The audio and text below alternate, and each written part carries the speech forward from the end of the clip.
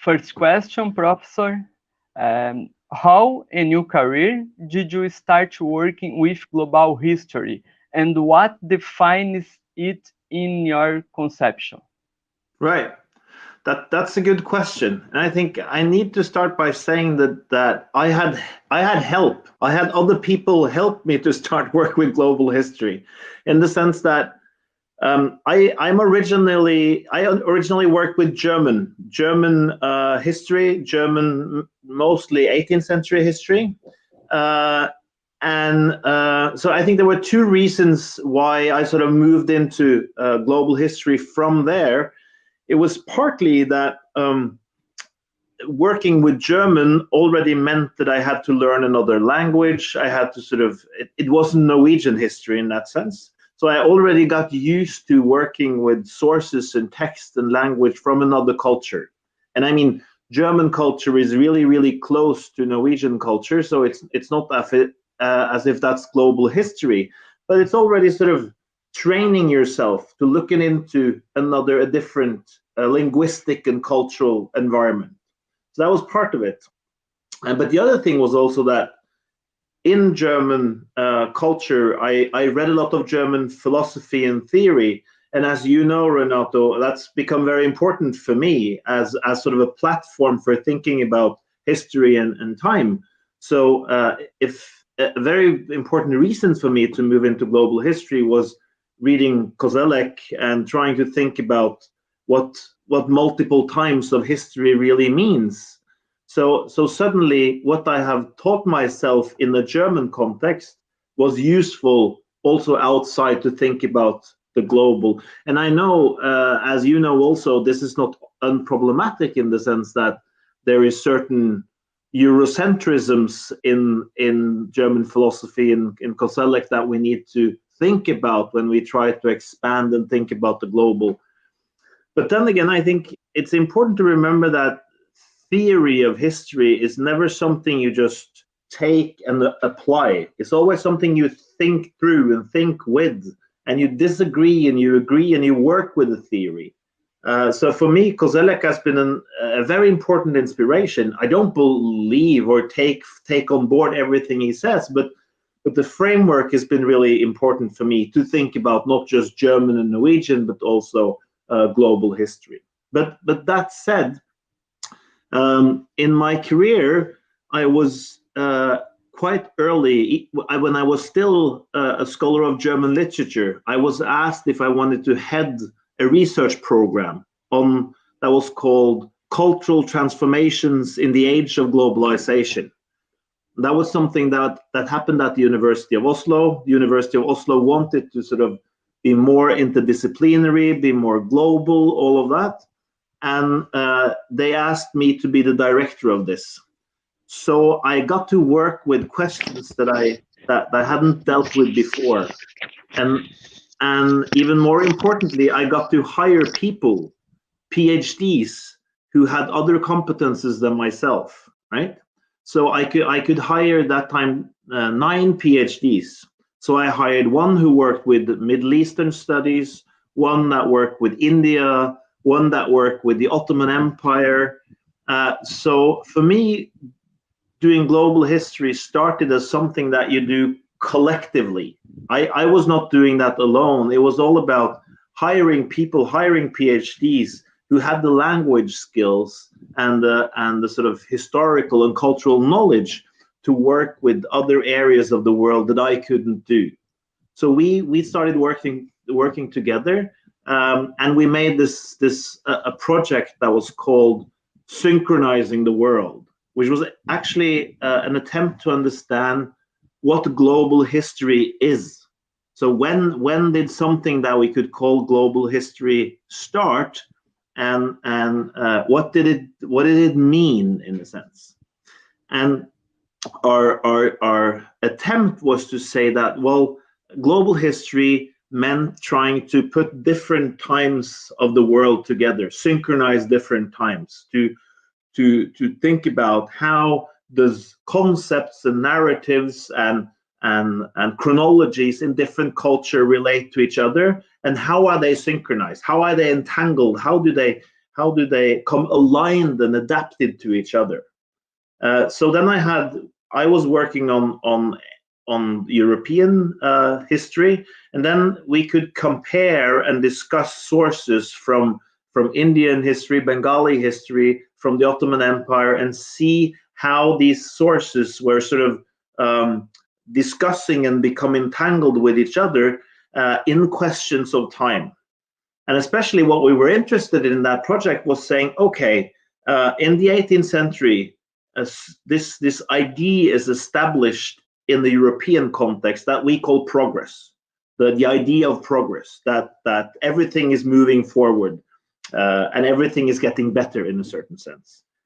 And in the 19th century, this idea gets sort of exported in different ways to other regions through imperialism and colonialism.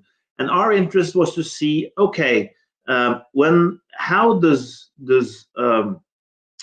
Bengali writers, how do Ottoman writers, how do Lebanese writers adapt to this idea of progress? How do they try to sort of step into the same rhythm, to write with the same concepts, to sort of adapt to this idea? And how does then the idea of progress, that there is global progress, how does that spread through the world through these conversations and entanglements? So that's what basically where it started for me. And then it was very important for me to say that, well, progress, the idea of progress also in the European context is a result of synchronization. It's a result of work. It's not as if the idea that there is one time, and this time, this historical time, is called progress, was something that was just there. It was an enormous work in the 17th and 18th century to sort of try to find ways of thinking about the world as one, and the world as having one story, one time.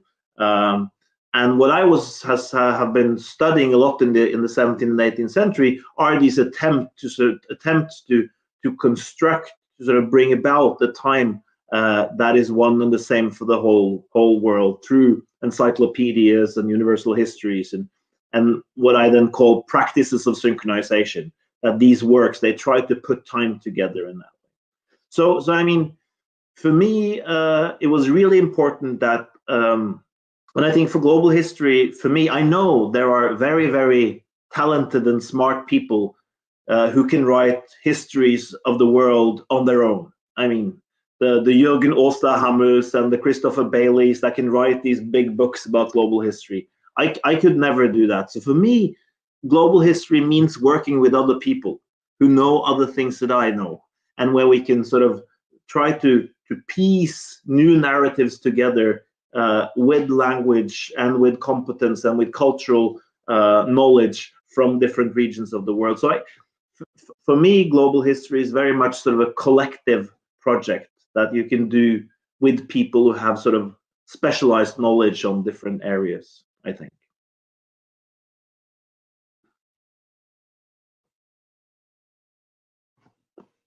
I can't hear you. You have to unmute. Okay. Second question is, thank you. What are the possibilities for dialogue between the local and the global, the micro and the macro?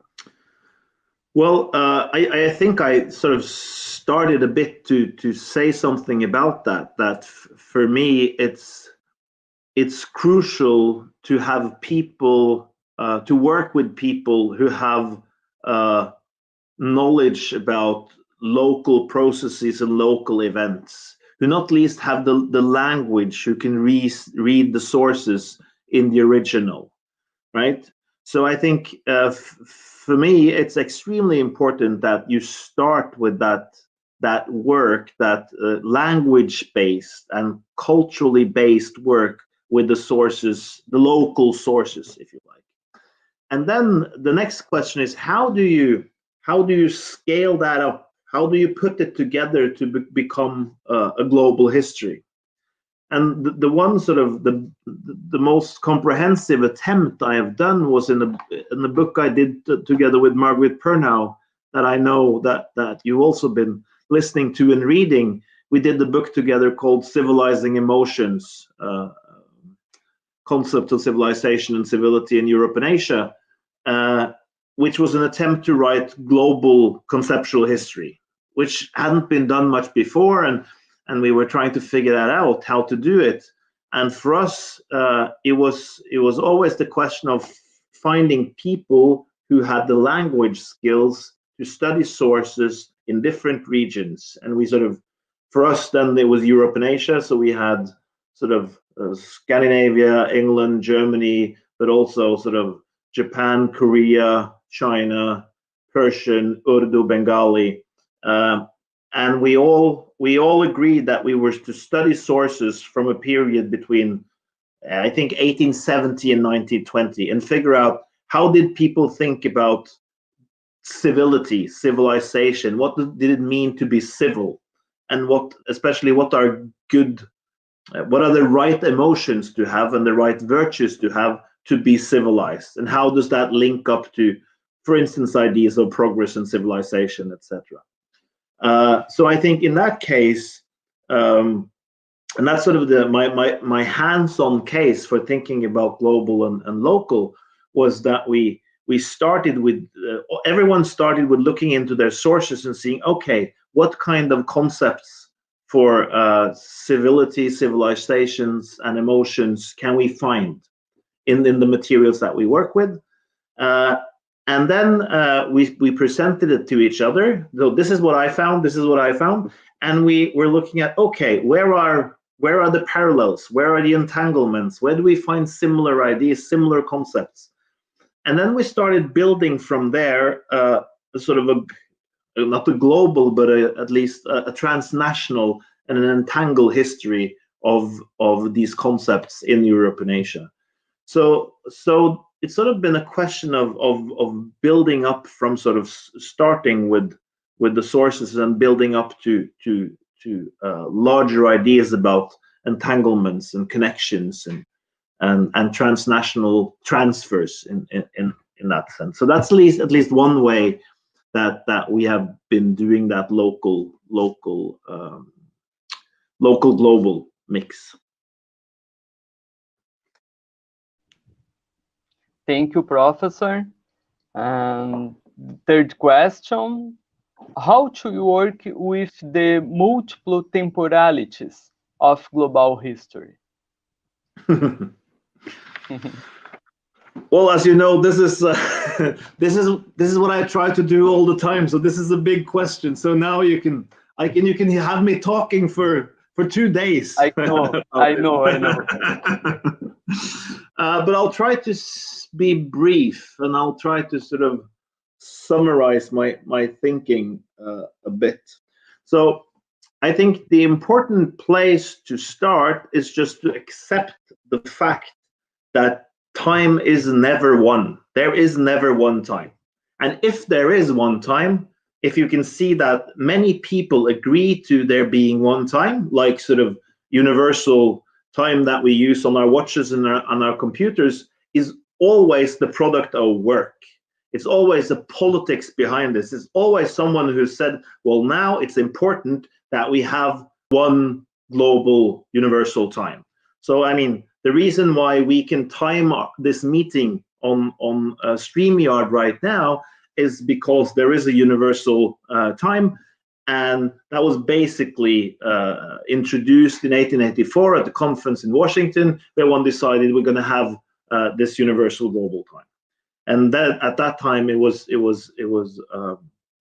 I mean, the technical matters have changed, but it's basically the same. So if there is a singular time, it's always the product of work, right? So what we in our lives and in political life and in social life, what we have is multiple times that are always out of sync. They're always in our lives. The struggles we have in our lives is trying to synchronize the different times that we are involved in. Right?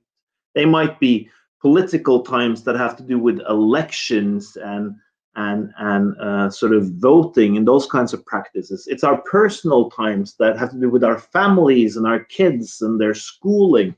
It's our careers that we try to figure out. So how does my career develop?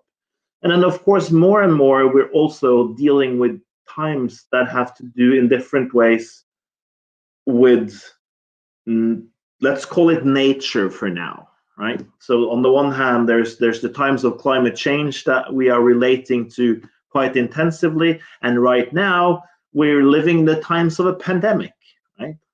So living under Corona means living under completely different time regimes than we have done before. So suddenly we have to adapt our life rhythms globally. People have to adapt their life rhythms to living under a pandemic with new rules.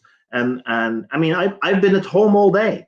I was before, I was never at home all day. I would be walking around and meeting people. But so my time today has been sort of regulated, but by meeting you guys on StreamYard.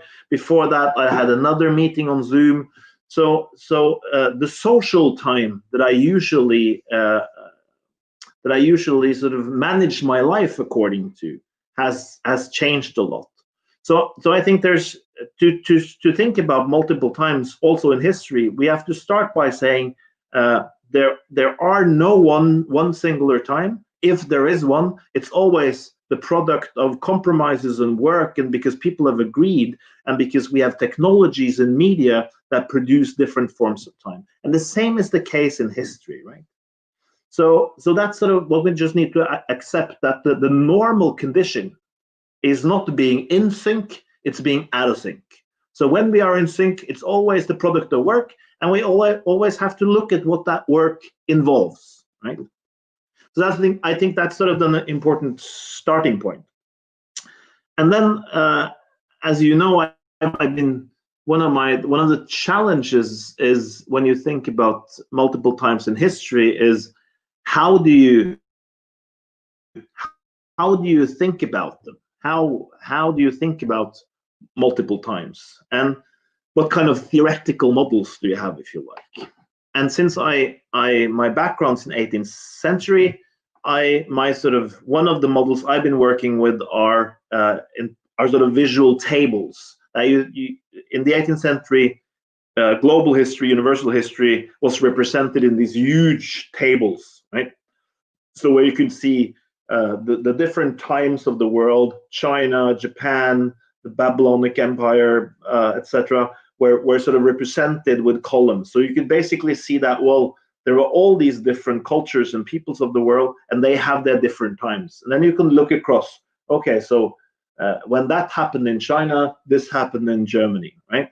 So that's one way to think about multiple times. And then the other way that's been important for me, as you know, is sort of the attempt by Kozelek and Pomian and Brodel and others to think about multi-layered times, that time multiple times exist in layers, and where the sort of Brodelian and also in part Kozelekian version is to say that the slowest times with the longest duration and the least amount of change and acceleration is at the bottom. And then on top of that, there are the structural times that move a bit more quickly, that accelerate a bit more. And then at the top of that, it's a time of events. But the problem with that, of course, is that you get the feeling that the slowest times are not visible to us, that they're not affecting us in any way, that they're invisible. And obviously what we see now with the whole question of the Anthropocene and climate change is that the time, a geological time, a time that sort of encompasses 4.6 billion years or something, is a time that affects us a lot. It means a lot to us. I mean, we're saying that at this moment, we are geological agent changing geological time. So suddenly that bottom layer, that invisible, slow, long bottom layer is suddenly almost at the top, you could say. This is what we need to, this is something we have to deal with on an everyday basis in a certain way. So I think there are interests. I mean, this multi-layered time is an interesting attempt to think about multiple times, but it has certain problems, I think, especially right now when we see that what really affects us and at the moment are the times that Brodel, for instance, would say we are not so much affected by, because they have to do with nature and landscape. And then I think the other thing I want to say, I think it's important just to say that we often, when we do history, we often think that time is always phenomenological. It's always about our experiences of time, right? So this is very obvious in Koselleck, of course, when he writes about the horizon of expectation and space of experience. So everything he writes about in his theory of modernity, of Neuzeit, is about temporal experiences. How do people experience time? Acceleration is a temporal experience. And then often people will say that, well, yes, there are phenomenological times. That are the kind of time we're interested in history. We deal with in history. We only deal in phenomenological time, an experience time. Whereas other forms of time, mathematical, physical, absolute time, that's for the natural sciences. So we don't have to worry about that. We deal with phenomenological time. But the problem is that this distinction doesn't really work, right? Because there are times that affects our lives a lot and have affected people in the past a lot that are not phenomenological in that sense. I mean, for instance, technology. I mean, the times that we live by right now are in part produced by new digital technology. Time has always been produced by technology, but technology that speeds things up. And to reduce the technologies of time to experience wouldn't be quite right. We need to think about technological time as something in its own right.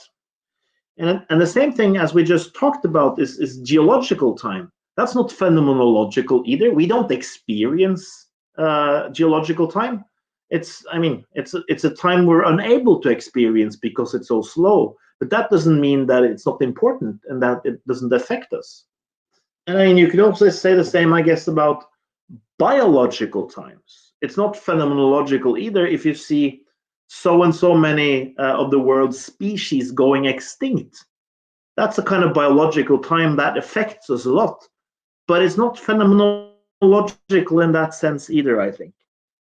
So I think it's important to remember when you think about multiple times, that multiple times they have to do with concepts, the concepts we use that can have sort of long histories, that come with long histories. The concept of democracy come with a long history. It can have to do with the narratives we use. We tell stories about sort of the nation state or a culture or a religion. These long stories give us sort of a purchase on political questions and in the present. But it's also important to remember, I think, that there are these other non-phenomenological times that are more ontological in a sense, that are inherent in different things. They are inherent in technology. They are inherent in different species, different forms of life. They are inherent in the Earth system, if you like. And when we think about multiple temporalities or multiple times, we have to think about those as well. We can't just say that, well, as historians, we deal with experience, because it isn't true. We deal with many other forms of time that are not experience primarily. They are inherent in the object that we have around us. They're inherent in things. They're inherent in technologies. They're inherent in different materials. So I think that's the other thing I would say about that. And then just to come back to that one of the really important things for me, because in a sense, to say that we live in multiple times is trivial. It's obvious. It's clear that we do that. It's clear that people in different cultures live in different times. It's clear that I live in many different times, that you live in different times. So in a sense, the surprising thing is not that time is multiple. The surprising thing is that we manage to synchronize it, that we manage to make collective times that we can live by, right? That for periods, we manage to make this very solid temporal arrangement that we live by. And I mean, if we go with Koselleck, modernity would be that kind of temporal arrangement. Progress would be that kind of temporal arrangement. And then lately I try to think about, okay, are we now changing?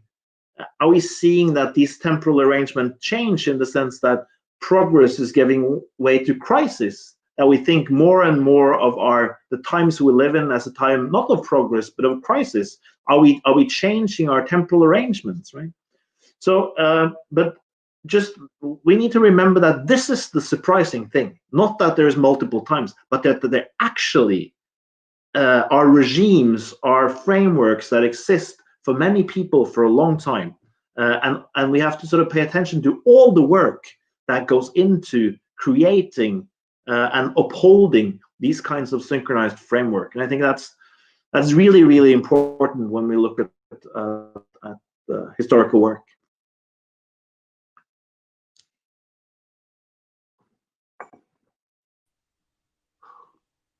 Thank you, Professor. Question number 4. Does each type of research object have the potential to become a global history? I mean, I think the easy answer to that is to say, well, any object can have a global history. I don't think, at least I would be hard pressed to say that there are objects that have no global history. I think global history would always be a question of perspective, that you can always have. I mean, if you look at objects, you can see how they travel. If you look at concept, you can see how they're translated. If you look at events, you can see how they entangle different processes from different parts of the world. So I don't think any object per se cannot be a part of a global history. I don't know. I mean, this might be, people might have different opinions of this, but I can't see why in that case. So I think my initial answer would be that that's possible for any object. But obviously, for me, the objects that I paid most attention to has been concepts and how they travel or how they are translated, and how certain concepts are translated in different ways into different languages. So for me, thinking about concepts and to a certain extent genres, different text genres, different forms of text, and how they've been applied and used and transferred to different linguistic and cultural domains has been sort of my take on this, mostly because my training is in part in conceptual history. But I think that's more sort of my inclination to work with concepts and texts, and I think it would be perfectly possible to work with any other objects as far as I can see.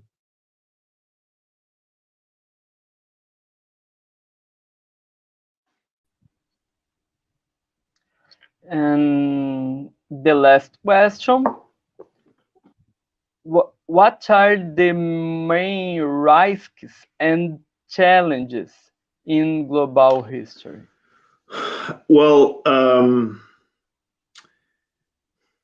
I think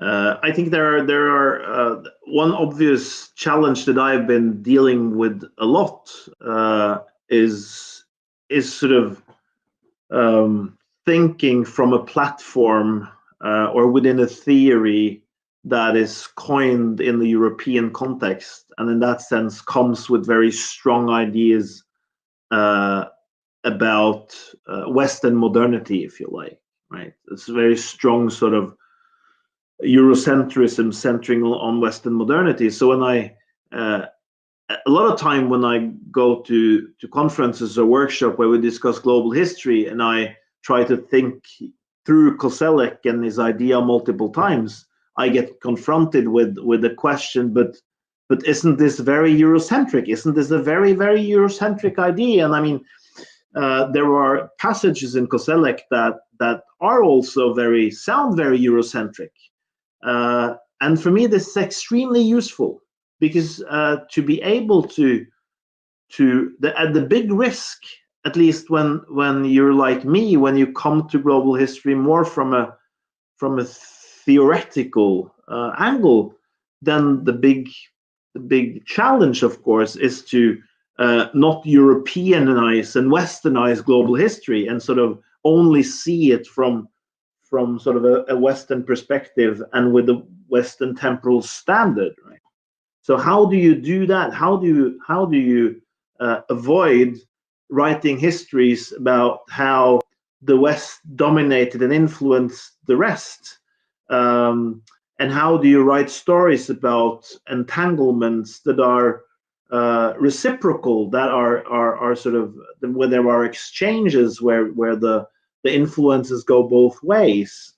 And what was very important for us when we wrote the Civilizing Emotions book was to see that, well, yes, there were influences in the Ottoman Empire, or to Persian, or to Bengali, or and to Korean from the West, but it was also very important influences between the different languages in South Asia or in East Asia, and there were sort of events. One of the very interesting discoveries in that material was that maybe the most important event in our period was the Russo-Japanese War, when the Japanese beat the Russians, and because that sort of a lot of Asian countries were then suddenly looking at Japan and asking, "Oh, wow, somebody beat the West in a sense. We should look to Japan. Maybe they have found the way to move forward in a way that's not dependent on the West," right? So if you only look at sort of one-way influences from the West through colonization and imperialism, you risk missing those events. You risk missing the meaning of those events that, I mean, for us in writing Western history, the Russo-Japanese War, it's not very important. I mean, it figures in our curricula, but it's not very important. But suddenly, when you shift focus to an area that includes India and the Persian linguistic area and Japan and China and Korea, then suddenly this event becomes extremely important. So I think we have to constantly fight against sort of applying simplified European patterns to global history. And this I think for me it's been important to see how, I think some of the key ideas in Koselleck, for instance, can be discussed in relation to what Deepa Chakrabarty has been writing in Provincializing Europe, what Homi Bhabha has been writing, who are all interested in these multiplicities of times and how can you break up that singular homogeneous narrative of Western progress. And for me, Koselleck's theory of multiple times can also be used for that, but carefully. Right, carefully, and always sort of with a pushback against what you feel as Eurocentric ideas in this. So I think, and that's also why I think collective efforts are important, because then you're able to sort of problematize and discuss and put on the table those difficult questions about how global history can be written. Thank you so much, Professor Helge Jordheim. I learned a lot with you. Once again, very thank you. Thank you, Renato. It was great to talk to you, and I hope we get a chance to talk more, hopefully in person when this pandemic is ended. And I'm really happy to be invited, and I wish you the best of luck for your work and for the conference. Thank you. Thank you. Bye.